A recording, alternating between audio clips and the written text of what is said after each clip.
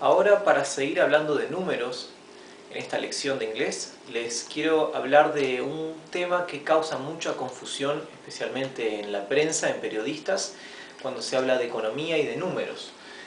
Y es porque hay algunos números, cuando se habla de números muy grandes, en inglés y en español hay palabras que son casi idénticas para números que son bien distintos entre sí. Miremos por ejemplo aquí. Aquí tenemos un 1 y 9 ceros. Esto en español se llama 1000 millones. 1000 millones. En inglés, sin embargo, se llama 1 billion. 1 billion. ¿Verdad? Aquí tenemos 10.000 millones. O sea, tenemos 10 ceros. 10.000 millones. En inglés esto se llama 10 billions. Aquí tenemos 100.000 millones. O sea, tenemos 11 ceros. 100.000 millones en español, pero en inglés esto se llama 100 billions. O sería, sonaría parecido a 100 billones. Pero hay 3 ceros de diferencia en realidad. Estos son 100.000 millones. Aquí tenemos 12 ceros. Esto en español es 1 billón. Pero en inglés esto ahora se llama 1 trillion. Sin embargo, no es un trillón en español. 1 billón en español es 1 trillion en inglés. Cuando hablamos de 12 ceros en español se llama 1 billion, en inglés se llama 1 trillion. 1 trillón en español, acá estamos hablando de 15 ceros. Un 1 y 15 ceros.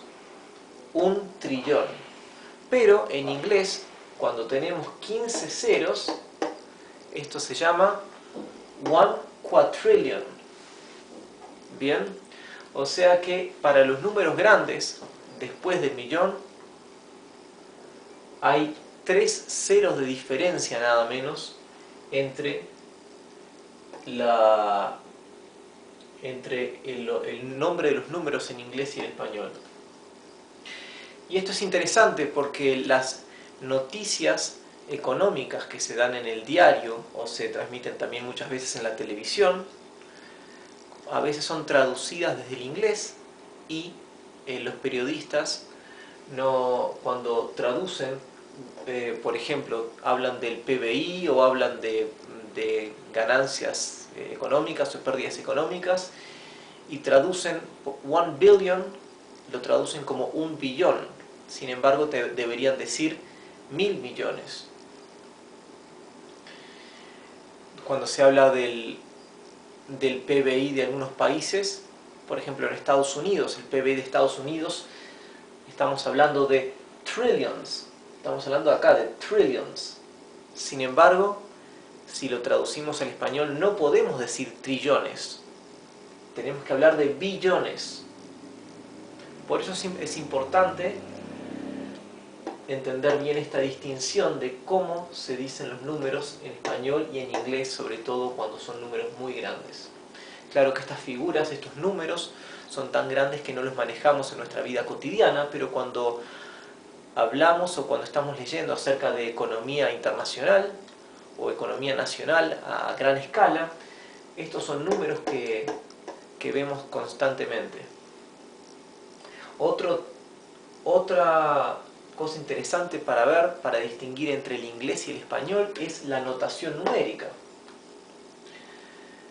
Como veréis aquí, cuando tenemos varios ceros, para no tener que contar los ceros, 1, 2, 3, 4, 5, cada 3 ceros colocamos un punto, ¿verdad? De esa manera solamente contamos grupos de ceros. Por ejemplo, tenemos varios grupos de ceros divididos por puntos ¿verdad? Separados por puntos, entonces solamente contamos 1, 2, 3, 4, 5 y ya sabemos que estamos hablando de un trillón. Aquí vemos que hay un grupo de ceros con un punto y un 1, sabemos que esto es 1000, ¿verdad?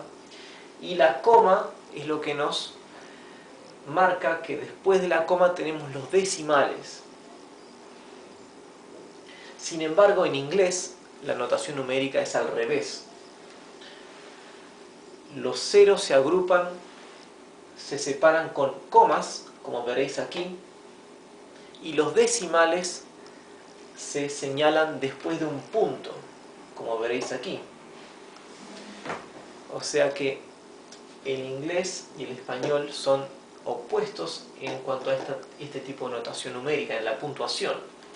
Por ejemplo, aquí tenemos 2.350.100,50.